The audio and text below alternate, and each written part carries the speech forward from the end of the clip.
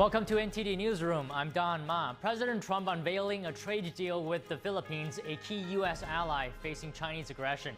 What's in the deal and what the president is saying about criminal referrals by Director of National Intelligence Tulsi Gabbard. President Trump's Labor Department is reviewing scores of regulations. We have more on some of the proposed changes coming up. A new report estimates that Republicans' new tax laws will cost $3.4 trillion over 10 years. But Republicans say it doesn't show the big picture. And what's happening on Capitol Hill today? Louisville, Kentucky, dropping its sanctuary city policy. The mayor explains his decision, and Attorney General Pam Bondi reacts. Russian and Ukrainian officials are set to hold another round of peace talks tomorrow. Why the Kremlin agrees to a low-level meeting only, saying the presidents can't meet at this time.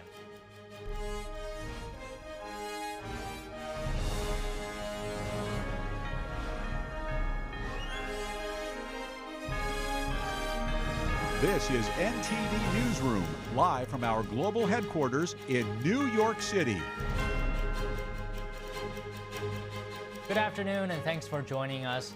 President Trump announcing a trade deal with the Philippines as President Marcos becomes the first Southeast Asian head of state to meet Trump in his second term. The Philippines is a key U.S. partner, particularly in the Pacific region, where China has been trying to expand its influence. Joining us now live is NTD's Washington correspondent, Marie Otsu. Marie, good afternoon. What's in the president's latest trade announcement? Good afternoon, Don. Following his meeting with President Marcos of the Philippines, President Trump today just announced that the Philippines will be paying a 19% tariff, while the U.S. will be paying a 0% tariff. This announcement comes just after the two world leaders touted ties and President Trump expressed optimism about an upcoming trade deal. Take a listen. Our strongest, closest, most reliable ally has always been the United States. We're very close to finishing a trade deal, big trade deal, actually. This meeting comes just a couple weeks after President Trump sent out a flurry of letters to the world leaders threatening new tariff rates if their countries fail to reach a trade deal with the U.S. before August 1st. The Philippines is expected to face a 20% tariff on any goods it imports to the U.S. when the August deadline arrives. Don? And Marie, what's the president's latest response to the Director of National Intelligence sending criminal referrals to the DOJ? President Trump, when asked about this, says he believes that former President Obama should be the top target for a potential DOJ probe. Take a look. This was treason. This was every word you can think of. They tried to steal the election. They tried to obfuscate the election. They did things that nobody's ever even imagined, even in other countries. And we have all of the documents. And from what Tulsi told me, she's got thousands of additional documents coming. This comes after the Director of National Intelligence, Tulsi Gabbard, confirmed that she made criminal referrals to the FBI and Department of Justice about the findings of the documents she released last Friday. She called the evidence a, quote, treasonous conspiracy in 2016 committed by officials at the highest level of government. Don, back to you. Okay, Marie, thank you very much. Treasury Secretary Scott Bessent will be meeting his Chinese counterpart next week in Sweden. They're going to discuss possibly extending a tariff deadline. Here's what Bessent told Fox Business this morning. China, that deal expires on August 12th, and I'm going to be in Stockholm on Monday and Tuesday with my Chinese counterparts, and we'll be working out and what is likely an extension then. I think trade's in a very good place with China. We're going to be talking about a lot of the other things that our countries can do together. Hopefully, we can see the Chinese pull back on some of this glut of manufacturing that they're doing and concentrate on building a consumer economy. The Treasury Secretary says he also wants to warn China about buying sanctioned Russian and Iranian oil and aiding Russia's war against Ukraine. Bessent says he believes U.S. relations with China have moved to a new constructive level. The Treasury Secretary also says he'll be in touch with European counterparts and announce a rash of trade deals with other countries. AstraZeneca plans to spend $50 billion to expand manufacturing and research capabilities in the U.S. This marks the latest big investment by a pharmaceutical company reacting to President Trump's tariff policy. President Trump today thanked the company during his meeting with the Philippine president. Trump is pushing companies to make more of their products in the U.S., and he wants U.S. drug prices to drop to levels seen in other parts of the world. Here's the story. AstraZeneca plans to invest $50 billion in the US by 2030. The Anglo-Swedish drugs giant said Monday that the money will fund a new factory in Virginia and expand other facilities in states including California. Announcing the investment plans, AstraZeneca chief Pascal Soriot said prices did need to equalize. He said drug charges elsewhere would have to rise so that other countries contribute more to research and development costs. Exactly what Trump plans on tariffs remains unclear. Pharmaceuticals will be tariffed probably at the end of the month. He's repeatedly threatened to impose duties on the sector, but has also said that firms will be allowed up to 18 months to get their act together. In a statement issued by the company, Commerce Secretary Howard Lutnick said Trump's tariffs will end America's long reliance on imported medicines. AstraZeneca's investment follows similar moves by European rivals like Roche, Sanofi and Novartis. US players including Eli Lilly have also stepped up domestic spending. AstraZeneca says its plan will create tens of thousands of new jobs, without giving a specific number. And joining us now to discuss President Trump's meeting with the Philippine president is Mike Leon, Director of Strategy, Free and Equal Elections Foundation, and host of Can We Please Talk podcast. And Tony Kinnett, national correspondent, The Daily Signal, and host of Tony Kinnett Cast radio show and podcast. So good to see you both again. Tony, I'll start with you. What's your overall assessment of the Marcos Trump meeting today, with discussions focusing on strengthening the U.S.-Philippines alliance and the announced trade deal? Well, first of all, Don, Mike, always good to be back with you guys. This is quickly becoming my favorite segment of the week. Regarding a Filipino trade deal with the United States, I'd say this is a very welcome advance, not just for economic reasons, but also for national security and diplomatic reasons, given the aggression of China in the Taiwan Straits, the South China Sea in general, and the wider Pacific Ocean environment.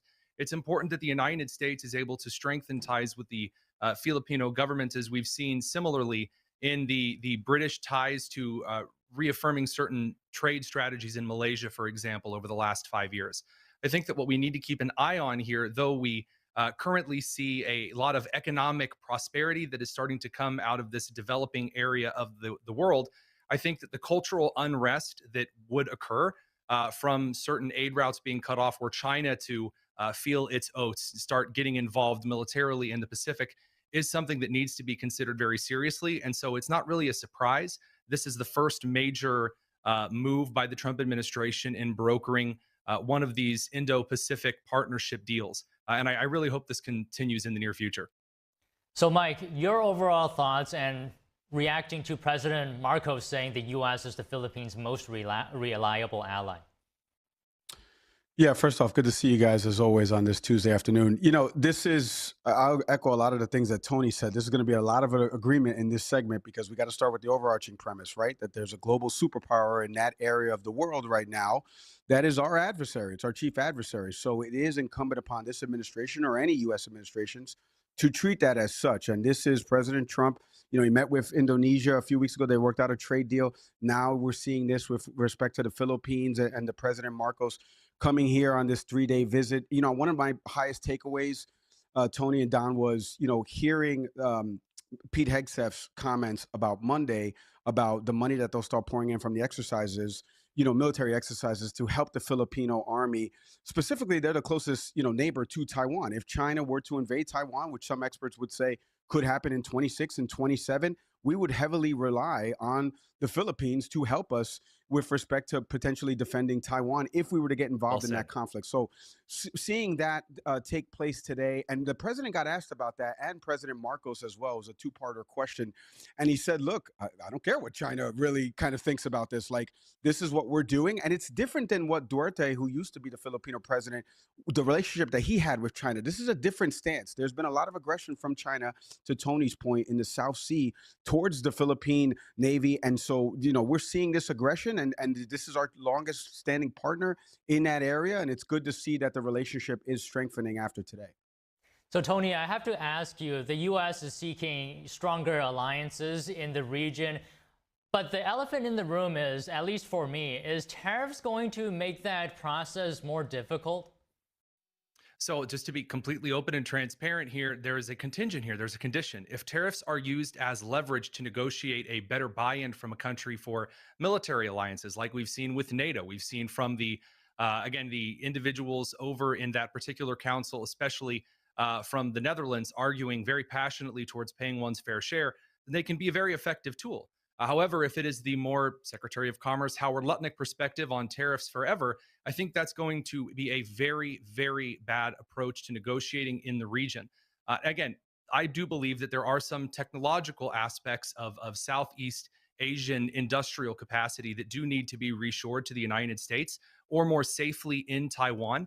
I think that is, you could argue, a just as important a national security piece of infrastructure as steel manufacturing and refining here in the United States. However, I do believe that by encouraging a strong partnership in which the United States is the older brother, again, maybe a more Teddy Rooseveltian approach to foreign policy than a George H.W. Bushian or a George W. Bushian approach, I think that's going to be a long-term success that not only improves living standards because of economic stability, hopefully sans tariffs, but also by strengthening diplomatic and military buy-in. Again, as Mike pointed out so clearly, that President Marcos is doing far better than prior administrations in the Philippines. So, Mike, you mentioned the major superpower in the region, which is China. So what is your interpretation? I don't know if you watched that meeting. President Trump saying that he doesn't mind if the Philippines gets along with China, while mentioning magnets coming from China to the U.S. How do you interpret what that means? Yeah, that's a good question, Don. And I did watch a lot of the press conference and the back and forth. Some of it got on some tangents, and we didn't actually talk about some of the things. But the parts that we did talk about, which is that part that you just mentioned, Don, which is about Trump saying specifically, like, look, it's important to maintain relationships with adversaries. You know, this is a good point and a funnel to Can We Please Talk in the latest episode, because I just had a former Deputy Secretary of State on the program during the Obama and Bush administration, somebody that worked for the State Department that was very heavily involved in the Indo-Pacific. And this is prior to, obviously, President Marcos coming to the U.S. And there's a different strategy and approach to President Trump to what he's trying to do, right? Maybe he doesn't treat adversaries as full adversaries, although we're starting to see the 180 that he's doing with respect to Vladimir Putin right now. But he's always maintained this position of like, why aren't we talking to them? You know, Rich Ganell said this recently in a podcast, like the previous administration, the Biden administration, didn't want to talk to any adversaries. We're actually going to go try to talk to adversaries, excuse me.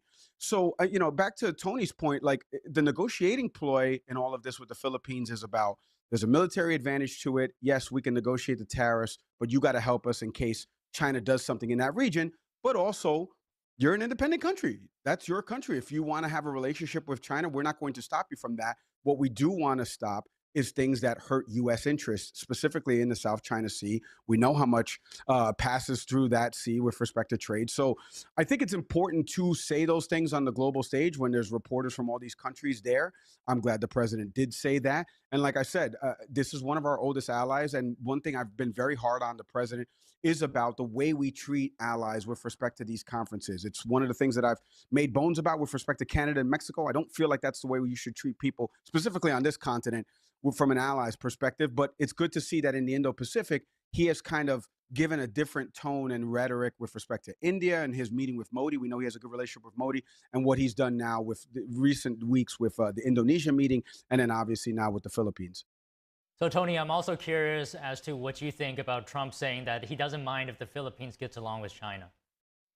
Well, again, I think that Mike's really right on the money here, that when you look at an adversarial relationship with anyone in the world, I'm seeing kind of a Nixon in China sort of arrangement here, and also to draw from Reagan, a bit of trust but verify. I have no issue with the United States engaging with diplomatic talks with anyone. Look at Iran, for example, in which the Trump administration sent over Steve Witkoff, who far more than I felt comfortable with, was essentially offering Iran everything but the kitchen sink if they agreed to certain standards in which the United States directly, not through some UN front group that has been accused of all kinds of things relating to aiding Hamas, for example, in the Israeli-Gaza war. These situations, specifically, the Trump administration sends diplomats over, sets a series of terms, often, again, far more nicely than perhaps I would be comfortable with adversaries. And then at the end of that diplomatic process, there is, if you don't agree to meet us somewhere halfway, then we'll take actions that are necessary for the people of the United States and her allies.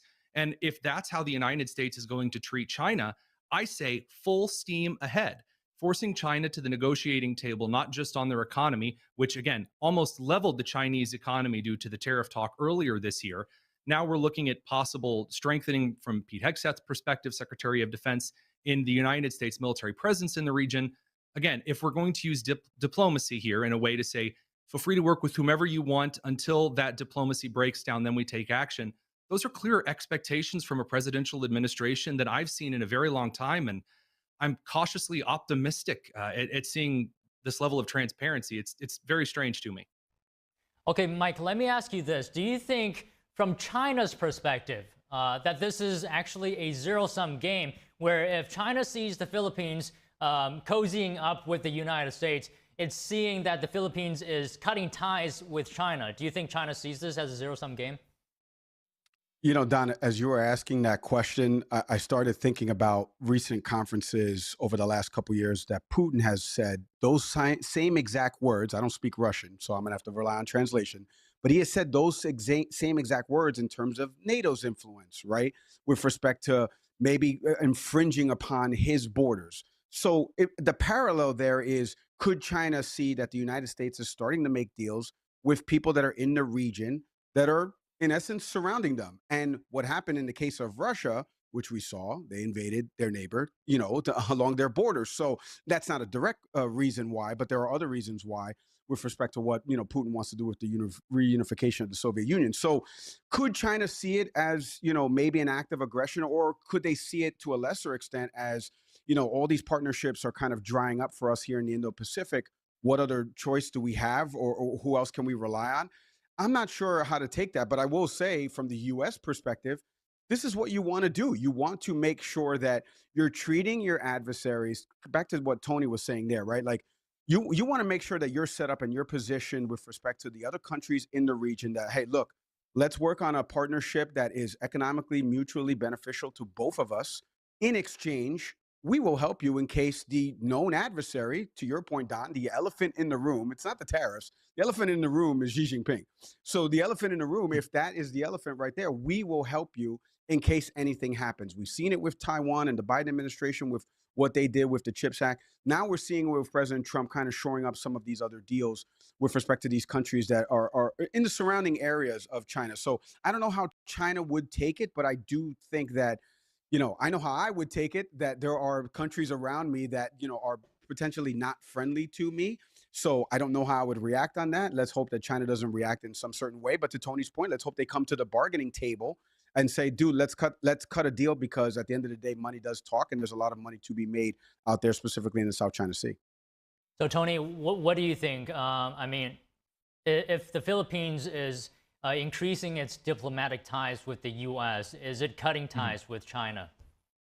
No, and I think this is actually one of the key things that a lot of people in the international community don't give Trump credit for on kind of a person-to-person ethos. Mike, if I wanted to insult you, if I really wanted to get under your skin, I wouldn't come on this segment and treat you very terribly. I would instead treat you with complete indifference. I don't know you. You don't measure up to me. Whatever it is you do, I don't care. And you see Trump on the international stage doing this. He's like, so what if the Philippines try to trade with China? What did Trump say? I don't care. I guess they can do whatever it is that they want. And this does, in fact, humiliate Xi's administration, because it's not saying, well, we need to be careful about the Soviets and whatever they think in regard to post-World War II philosophy. It's China can do whatever it wants. They're a failing economic power. They're a failing political power. Their Belt and Road Initiative was not enough. They can't build worth a hoot. They treat their citizens horribly. The slave labor camps are in political upheaval. And so if the Philippines thinks that it can get a little something from China, level at putting China below the Philippines on Trump's discussions here, now you have a situation in which Trump is essentially reshaping who is taken seriously in the Indo-Pacific and who is not. That goes back to what Mike said about the the prime minister regarding India and the Trump administration treating all of these Southeastern Asian allies as more useful to the United States in future development than Xi's Chinese Communist government. I believe that there is an indifference here that is pretty incredible. Okay, Mike, let me get your reaction to what Tony said and his Trump impression. Well, first off, Tony, it's not that good of an impression. A lot of people say it's the worst impression I've ever heard. But that's the Trump impression. That's the Trump impression. But I will say something about what Tony was mentioning about indifference. And that's something that does translate. I think Tony's right about this. And then I'm going to counter something that he said. He's right about that Trump on the global stage will play the indifference game, right? If I'm better than you and you want to do a relationship with me, I'm not going to capitulate to you. You have to capitulate to me, right? Like I'm the bigger dog in this room. So Trump tends to do that. Where I don't like that he does that is when he does it with friends of ours, good friends of ours. Let's keep using this analogy. Like with Carney, with Canada. Like this is my biggest critique with him. Like this is not the way to treat allies, specifically on this continent.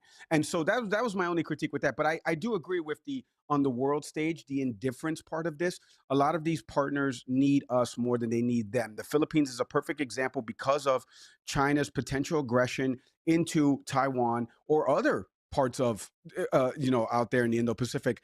They know that they need to rely on U.S. military. And that's why this investment, that's why you see the 3-day President Marcos staying here for 3 days to meet with Pete Hegseth, to meet with Marco Rubio, to meet with President Trump. I think his comments were, we're looking for a bilateral, agreement here, not only on the tariffs, but on the military stuff, because he knows outside of the trade stuff and making money for the Philippines, he's going to need the U.S.'s help if anything were to happen to a communist country that is, not that far away from them, and they need to protect their own interests. So Trump is playing it the right way, and I'm happy personally just to see more relationships in the Indo-Pacific being forged with the United States.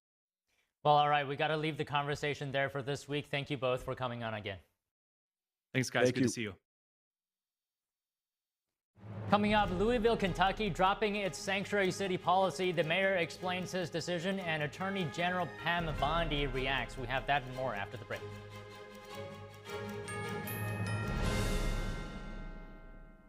All throughout your home, appliances and systems just wait for the worst time to break down and leave you with expensive repairs. Unless you have a plan from Choice Home Warranty. All home appliances and systems have a breakdown clock, and when it expires, it will cost hundreds and potentially even thousands of dollars to fix or replace. That's why every homeowner should have a plan with Choice Home Warranty, like I do. For a low monthly fee, a Choice Home Warranty plan will cover your heating, air conditioning, plumbing, appliances, and more. Don't let an unexpected repair wreck your budget.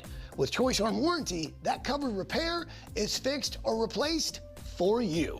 Choice Home Warranty has been a great company to work with, and they've taken care of us. I would suggest anybody who lives in a home not to be in a home without him. Avoid the ticking clock of home appliances and systems breaking down with a plan from Choice Home Warranty. Call now to get your first month free. Call in the next 10 minutes and we'll give you $120 off your first year of coverage. That's $200 in total savings. With a nationwide network of over 25,000 technicians, I don't worry about how my next breakdown will be handled. With a click of a button, my claim is filed, and Choice Home Warranty starts the clock. They do the legwork, hiring the right technician and handling the cost of covered repairs and replacements. And check this out. For a limited time, you can get 1 month of coverage free. Did you hear me? Free. You can't beat that deal with a sledgehammer. But hurry, this offer is ticking away. Once the clock hits 0, poof, it's gone. Don't fear the breakdown clock. Get a plan from Choice Home Warranty and get round-the-clock money-saving protection you can count on. Call in the next 10 minutes and we'll give you $120 off your first year of coverage, plus get your first month free. This offer won't last long. Get your home protected. Call now. Don't wait for an appliance or system to break down. Call before that happens. Call 800-983-3523. 800-983-3523. Is deep sea fish oil really healthy? Due to pollution in the oceans, most fish contain heavy metal elements and radioactive substances. That's why it's so important to choose a pure source of omega-3. Puritang green vegetable omega-3 is made from purslane and perilla seeds, which are rich in nutrients and minerals. It effectively improves brain power and is beneficial to the heart's health. Puritang green vegetable omega-3. Eat 2 a day and you'll feel brand new. I tell my son, I love you every single day. Now, my dad has never said that to me. Not because he doesn't love me, but because culturally it wasn't comfortable for him. Now that he's a grandfather, he says, I love you to my son every time he sees him. My advice to all the fathers out there, forget the cultural restrictions. They grow up way too fast for you to waste even a single precious moment.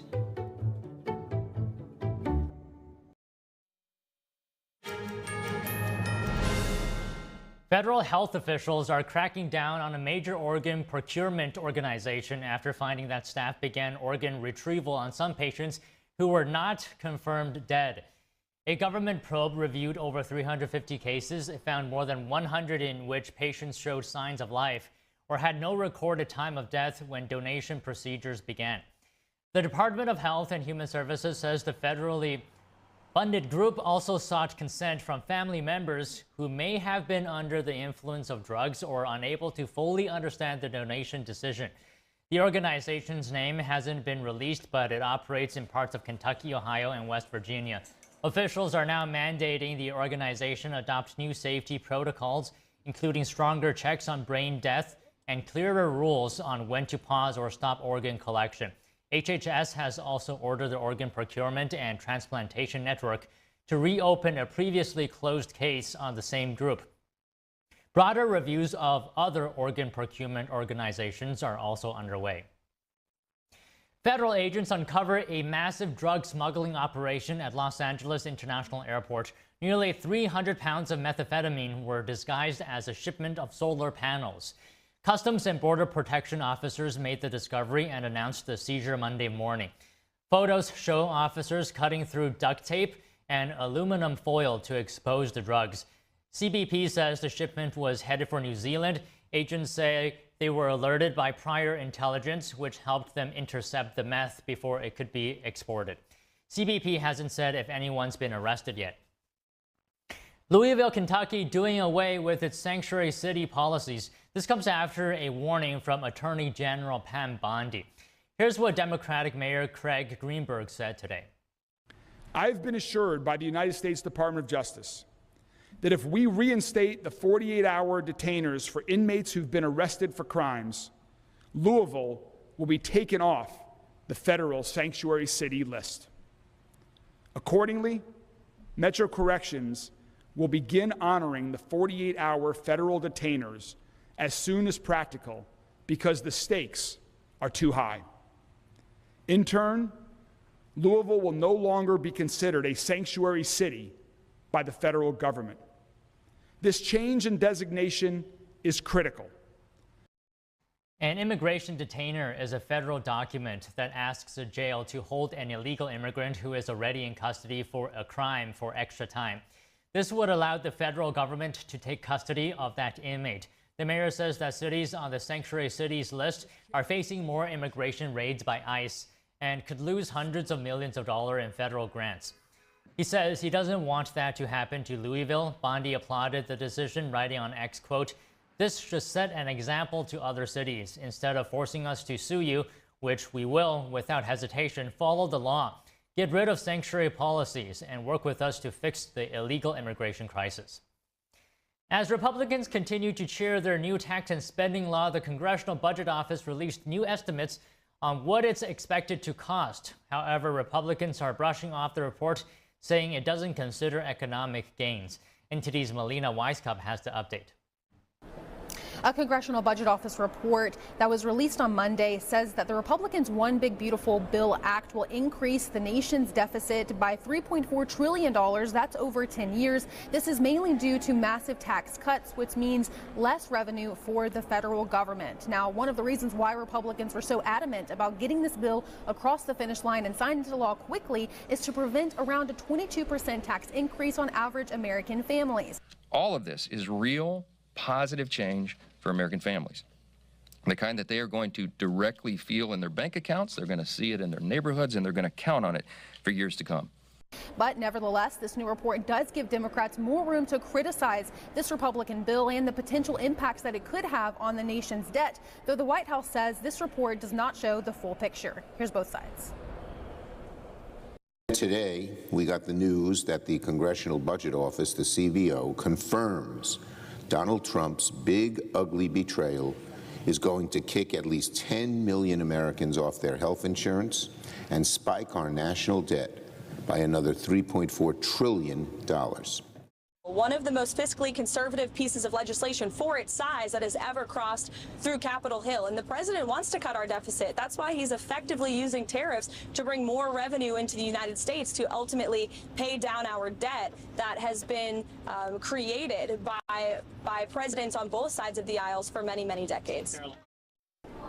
And Republicans have routinely argued that this big bill is just one part of the equation when it comes to their overall economic plans. They've also argued that the Congressional Budget Office has continually gotten estimates wrong, particularly with regards to how tax cuts actually add to the revenue, they say, because these tax cuts will spur economic growth. But ultimately, which side is right, we'll have to wait and see, because these estimates are for 10 years down the line here, which is quite a long time. So ultimately, we'll have to wait and see how this bill plays out practically in real life.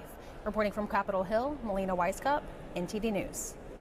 The Department of Labor is aiming to rewrite or repeal more than 60 workplace regulations. Changes range from minimum wage requirements to standards governing exposure to harmful substances. NTD's Andrew Thomas has more on some of the proposed regulatory rollbacks.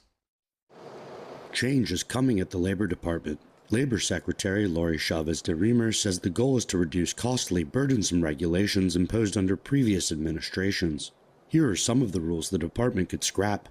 No minimum wage for home healthcare workers. The proposed rule would reverse changes made in 2013 under former President Barack Obama. Certain protections for migrant farm workers are under consideration as well. According to the Trump administration, most of those rules place unnecessary and costly requirements on employers. Regulations governing lighting for construction spaces and safety rules for mines are also under review. The Occupational Safety and Health Administration, part of the Labor Department, is looking at other inherently risky industries as well. The General Duty Clause allows OSHA to punish employers for unsafe working conditions, even when there's no specific standard in place to cover a situation. The proposed guidelines would prevent the agency from applying the clause to, quote, inherently risky professional activities that are intrinsic to professional, athletic, or entertainment occupations. Andrew Thomas, NTD News. Congressman Andrew Garbarino is expected to take the helm of the House Homeland Security Committee. The New York Republican would replace Tennessee Representative Mark Green. Garbarino won the approval of the House Steering Committee, an important panel that oversees committee assignments. The committee's vote will still need to be approved by the full House in a vote today. If confirmed by the House, Garbarino will oversee legislation and activities. Some agencies that will fall under his purview include the Transportation Security Administration, Customs and Border Protection, and Immigration and Customs Enforcement. Mark Green retired over the weekend, leaving Republicans with 219 seats to Democrats' 212. Green's seat is expected to stay Republican, with Trump winning his district by 22 points in the November 2024 presidential election. Elon Musk's X has refused to cooperate with the French investigation, calling it politically motivated. Musk has accused European governments of attacking freedom of speech and has expressed support for some of the region's right-wing parties. Here's what happened. Elon Musk's X accused French prosecutors of launching a politically motivated criminal investigation on Monday. It comes after Paris prosecutors stepped up a preliminary probe into X earlier this month for suspected algorithmic bias and fraudulent data extraction. Police can now conduct searches, wiretaps and surveillance against Musk and X executives or summon them to testify. A judge could also issue an arrest warrant if they don't comply. The social media firm said the move threatens its users' free speech, and it also denied all allegations against it and said it wouldn't cooperate with the probe.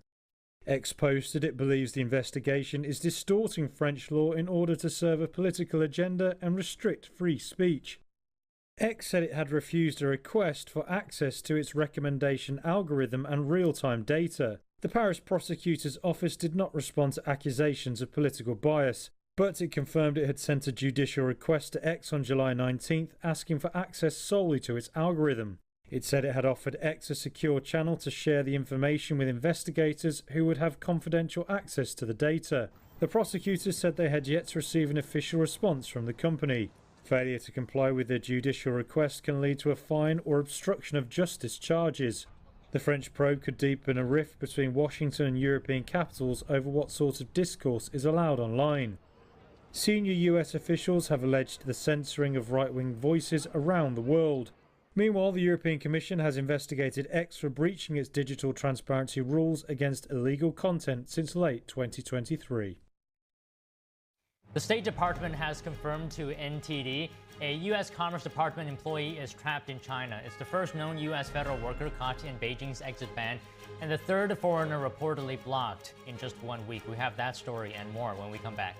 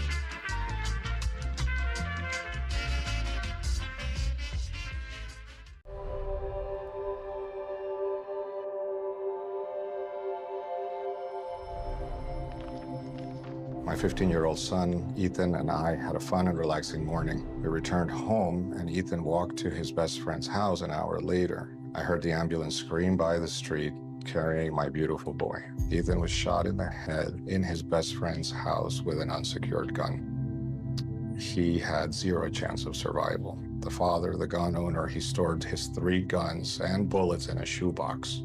How do you feel? That has to be the most horrific experience that a human could ever have. David, would you give any advice? First thing you do is not keep your ammunition with your weapons, and that your weapons need to be locked at all times.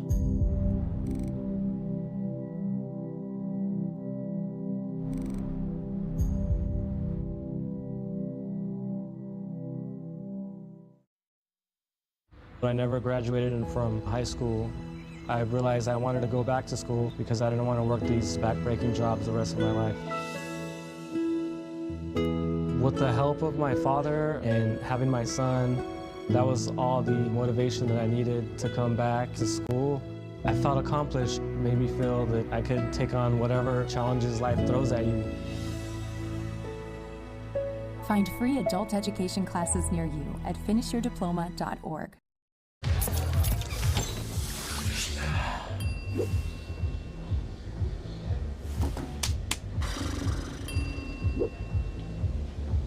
If you need to do something to feel okay to drive, you're not okay to drive.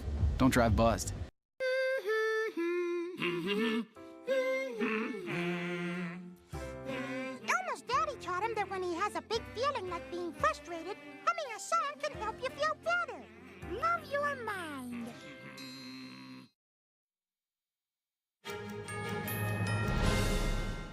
The Chinese Communist Party is blocking a U.S. government employee from leaving China. The State Department says the U.S. Patent and Trademark Office worker was visiting the country in a personal capacity. NTD's Daniel Monahan reports.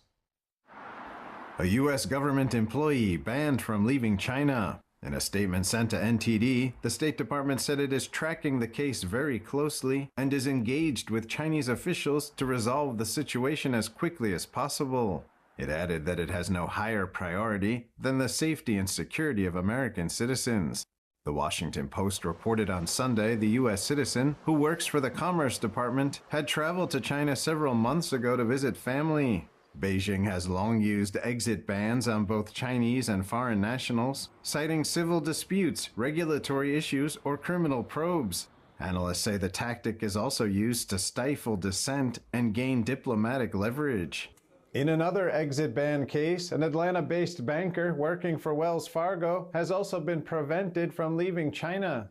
The incident threatens to amp up fears among Western executives about the potential consequences of visiting the Asian nation.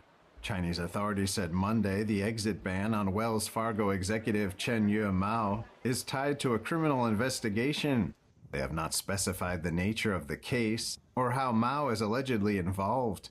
Mao has been employed by Wells Fargo since 2012, according to her LinkedIn profile. She was born in Shanghai and based in Atlanta. The executive leads Wells Fargo's international factoring business and advises multinational companies on cross-border capital strategies. Wells Fargo has since suspended all travel to China. Mao's case is the latest in a series of detentions and exit bans targeting foreign business people. On July 16th, a Beijing court sentenced a Japanese employee of Astellas Pharma to 3.5 years in prison for espionage. Authorities also raided U.S. firm Mintz Group's Beijing office in March 2023, detained its employees, and fined the company $1.5 million. The employees were released in March after 2 years in detention. The president of AstraZeneca China has been detained and investigated since December 2024 by the Chinese regime, and little information has been given about the investigation. And at the end of 2023, a senior banker at Japan's Nomura Holdings was banned from leaving China during his visit. The State Department currently has a level 2 travel advisory for China. It says Americans should exercise increased caution due to arbitrary enforcement of local laws, including in relation to exit bans. Daniel Monahan, NTD News. A Chinese American has pleaded guilty to stealing U.S. missile detection technology from China. California resident Chen Guanggong was arrested in February of last year. He admitted to transferring more than 3,600 files from a research and development company where he worked to personal flash drives and hard drives. The theft happened while Gong worked for HRL Laboratories.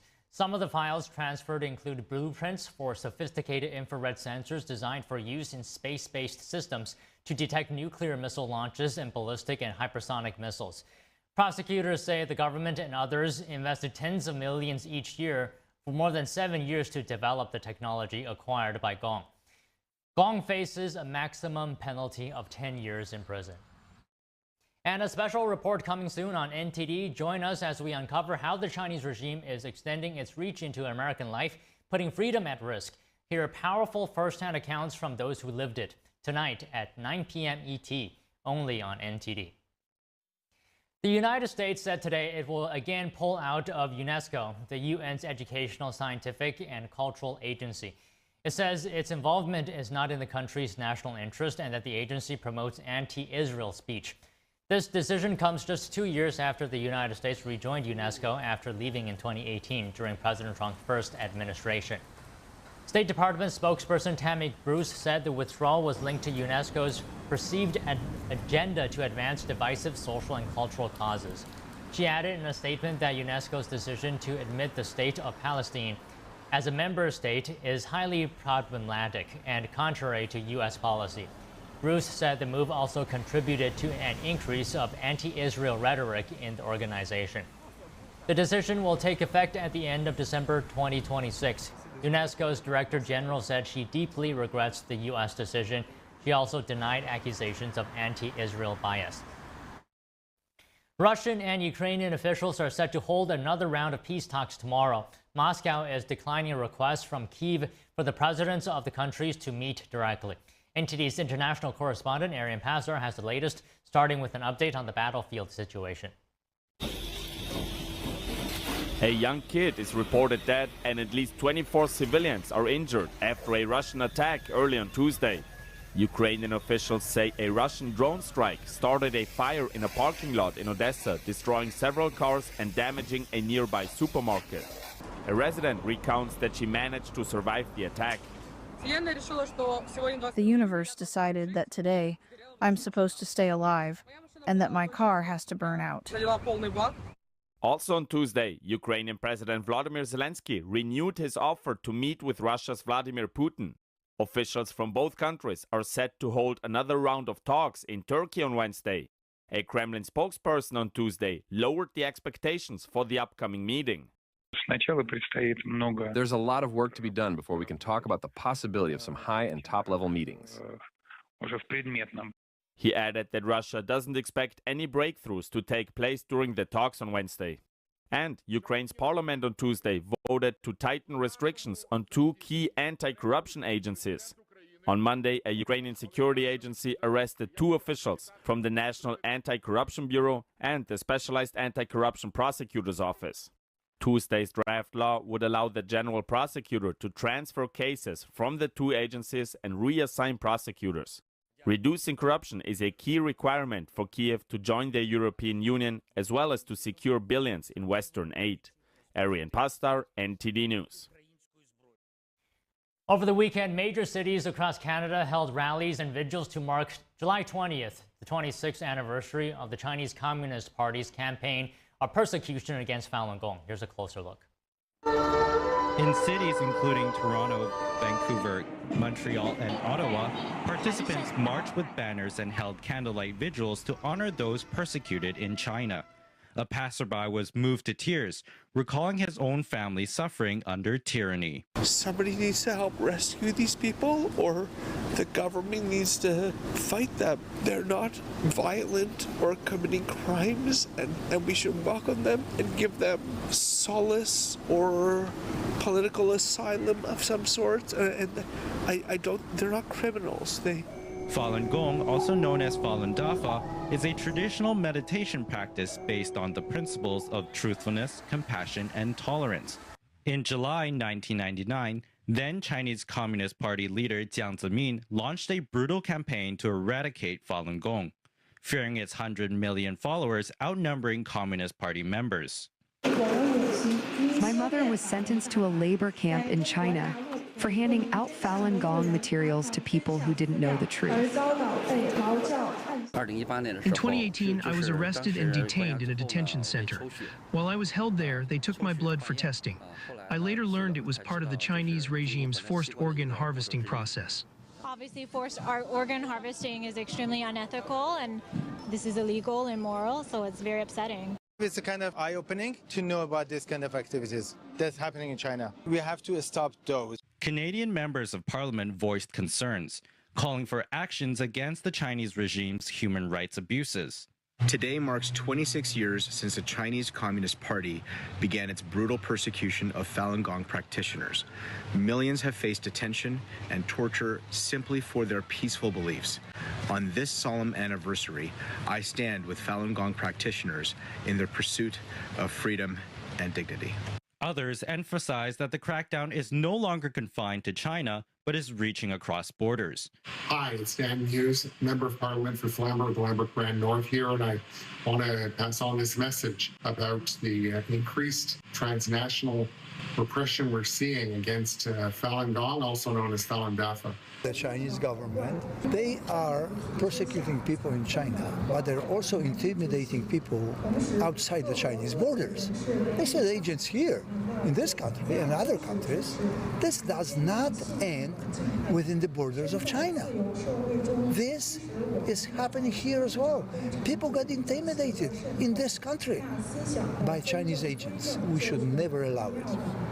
We are here tonight, or this evening, to send a message to this government that we stand together with people in China, with people that are oppressed, jailed, sent to working camps, re-education camps, people that are subjected to terrible human parts harvesting.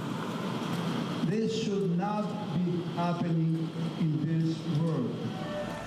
NTD News, Canada. Coming up, Ozzy Osbourne, who led Black Sabbath and became the godfather of heavy metal, dies at 76. We have that and more when we come back.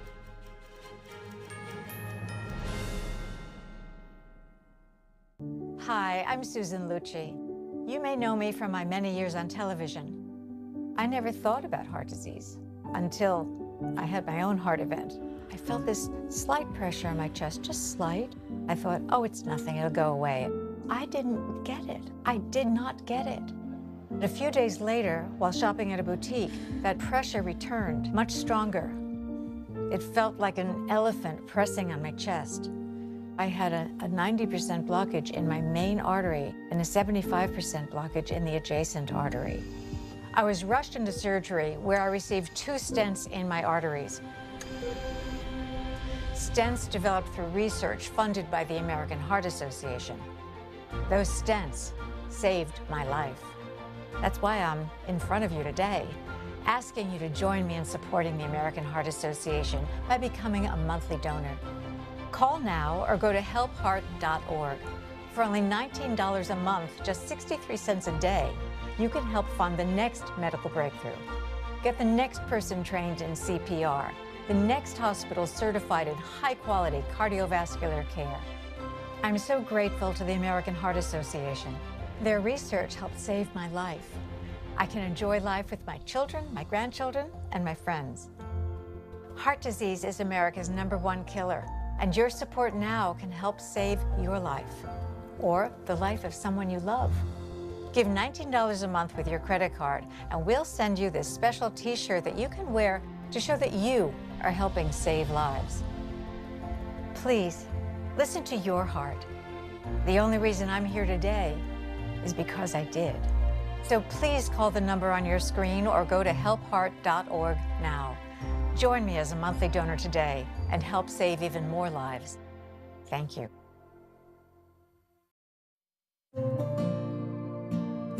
Imagine a coffee that cares for your health. Expertly fermented with a 50 enzyme complex to enhance flavor and remove bitterness.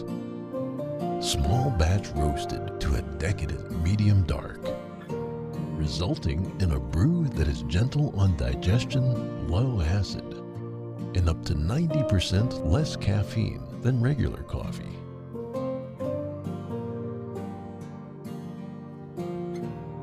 Try America's first enzyme fermented coffee today.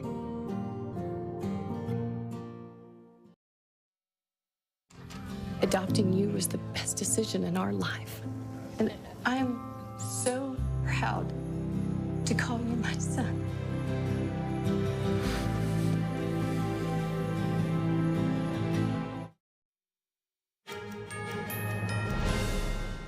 British singer and performer Ozzy Osbourne has died at the age of 76. He is best known as the lead singer of the death metal rock band Black Sabbath.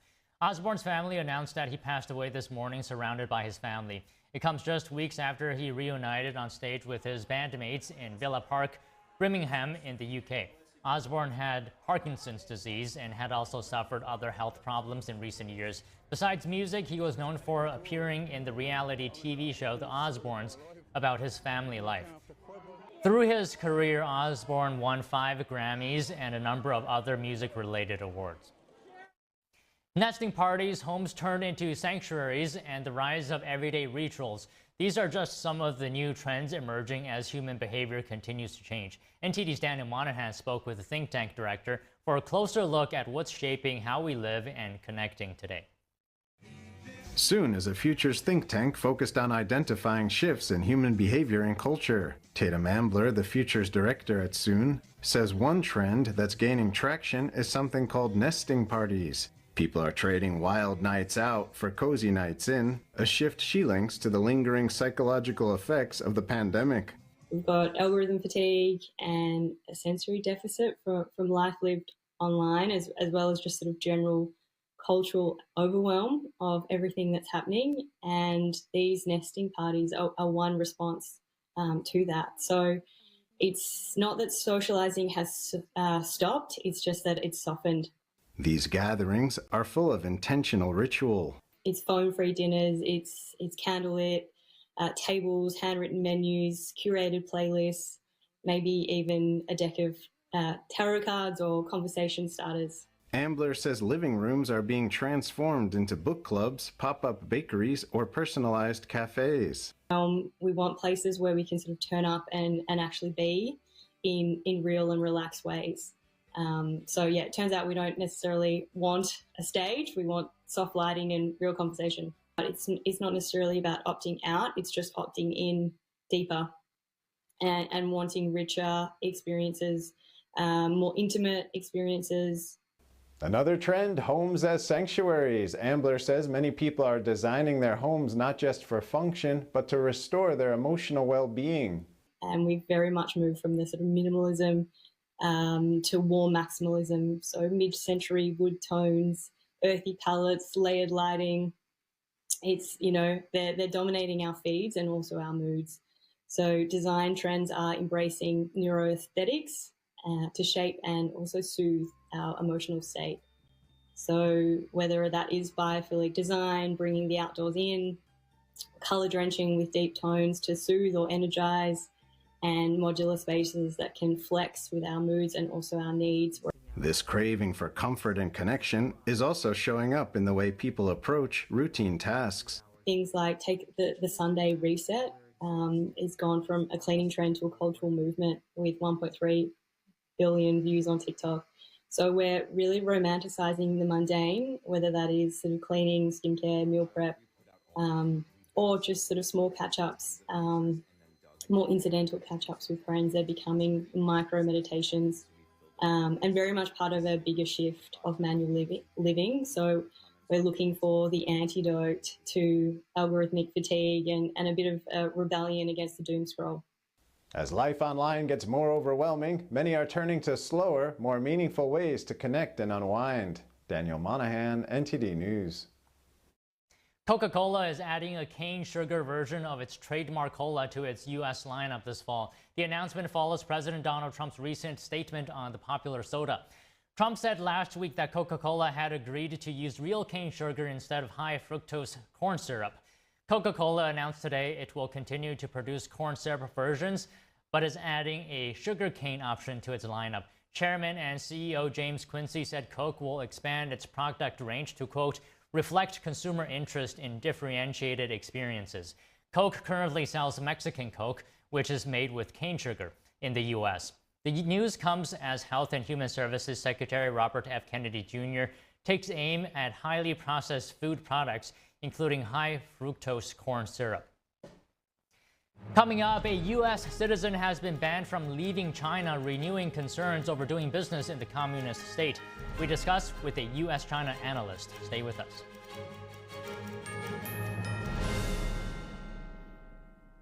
The bladder control aisle. You won't shop here again. Your private business is your own. The constant struggle is over.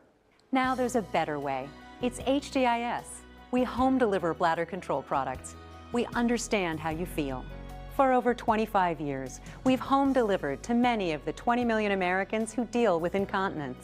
We offer all brands. We pay shipping and use plain, unmarked boxes. If we can help you or someone you care for, call for your free product sample pack and $45 in money-saving coupons. Our counselors will help you choose the right product. And unlike stores, we're always in stock. You'll get what you need. Satisfaction guaranteed. HDIS, the better way. For your free sample pack with your free catalog, $45 in money-saving coupons, and free product samples, call 1-800-701-6159. That's 1-800-701-6159. All throughout your home, appliances and systems just wait for the worst time to break down and leave you with expensive repairs. Unless you have a plan from Choice Home Warranty. All home appliances and systems have a breakdown clock, and when it expires, it will cost hundreds and potentially even thousands of dollars to fix or replace. That's why every homeowner should have a plan with Choice Home Warranty, like I do. For a low monthly fee, a Choice Home Warranty plan will cover your heating, air conditioning, plumbing, appliances, and more. Don't let an unexpected repair wreck your budget. With Choice Home Warranty, that covered repair is fixed or replaced for you. Choice Home Warranty has been a great company to work with, and they've taken care of us. I would suggest anybody who lives in a home not to be in a home without them. Avoid the ticking clock of home appliances and systems breaking down with a plan from Choice Home Warranty. Call now to get your first month free. Call in the next 10 minutes and we'll give you $120 off your first year of coverage. That's $200 in total savings. With a nationwide network of over 25,000 technicians, I don't worry about it.